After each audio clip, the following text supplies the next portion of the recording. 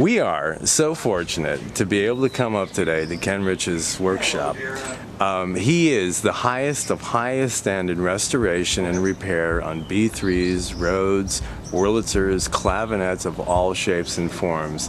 I could go sit here for an hour and tell you about the clients that this gentleman deals with, and you know, this is the beginning of tour season, so he's insanely busy. I'm holding guts from a B3 organ, a chop that he's in the middle of completely restoring and reworking for a client, and this is just typical work that goes on up at Ken Rich's house of bizarre keyboard fetish and worship. And this is, you know, another piece. This is the home of that tone wheel and generator, and he's getting this one ready for the season. You can see the back of this one. I can tell just by the look of it, this is one of his complete restorations. I won't go as far as taking all the clothing off it, but there you go. You can see complete repainted brass legs, everything. As good as this looks on the outside, it's better on the inside. This is the palace of the highest end in the world of what you can touch in keyboards like this. This is a restored Wurlitzer 140B in sateen ebony. Seal has one. Lenny Kravitz has like 3 of them. All the brass fixturings are completely restored. The harp is completely restored. The electronics packaging is completely restored. It is going to be a very delicious piano when it's completed.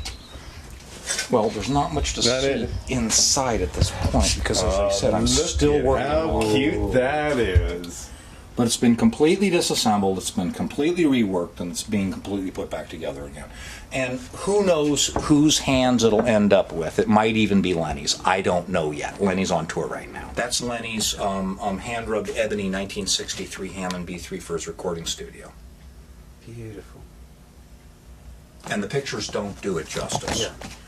This is Lenny. This is an amazing piano. This is a frame. The piano's a Fender Rhodes to own is 1972, to a spit in the eye, the first 4 months of 1975. In my opinion, and it's just my opinion. It is opinion. Opinion. In my opinion, they are the only Fender Rhodes to own. Now, if you were to play one in that year slot that I have not fondled, you will find that it plays like punching bricks of concrete. When I'm done with it, you will have the most amazing instrument you've ever fondled in your life, as far as the Fender Rhodes is concerned. Nelly Furtado's producer came to me, and he goes, Ken, I've got this Roland AK1. Do you know what that is? It's an Italian keyboard, walking keyboard looking thing. Yeah. He wanted it to look like a chunk of wood. He wanted it to look old for a video shoot. Wow. And so what we did was he took this black thing, and we created this for him. Oh, this is, did you ever see this? No, I've never seen this. And the cool thing, he wanted it all to be hand labeled. This is all faux.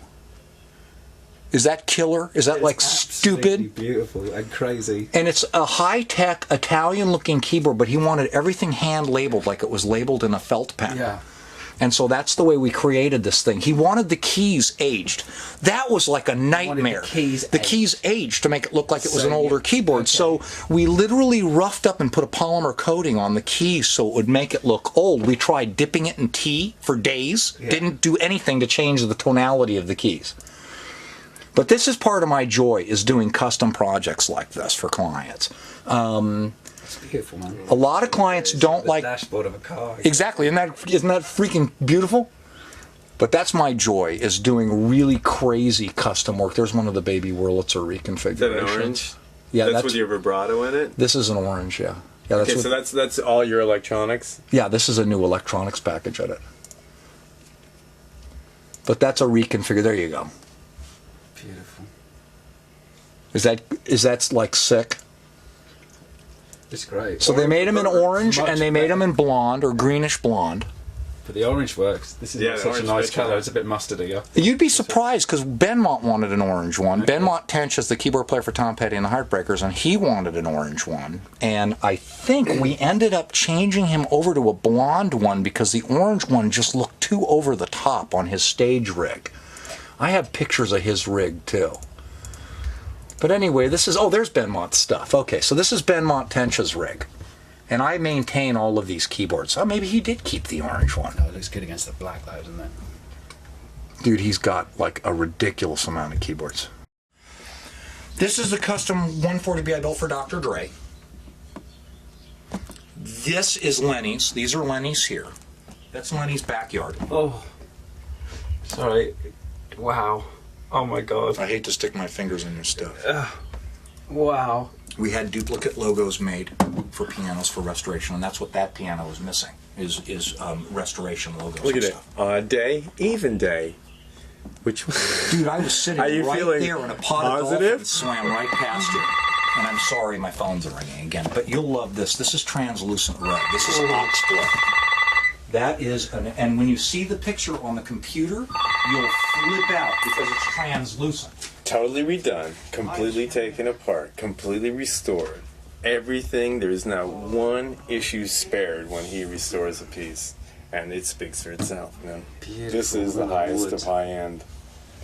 There's no farther up the food chain. I've got one last story to tell you, okay? Donald Fagen, my God, my God. They were gearing up for the Everything Must Go tour. And a very dear friend of mine is his keyboard technician. And they sent me his piano to do before the tour. And this piano was literally held together with foam rubber. So I called and I'm like, well, what do you want me to do with this? And he's like, fix it. And I'm like, dude, this thing is a piece of crud. There's no way you're going to fix it. So they asked me about the restoration pianos, and I had been working on a piano, an 88 suitcase model piano, for actually, there was a bidding war going on in this piano. Donald went to the front of the line. He got the piano, did the Everything Must Go tour. When the tour was over, he came back, bought 4 more pianos. So he was like just...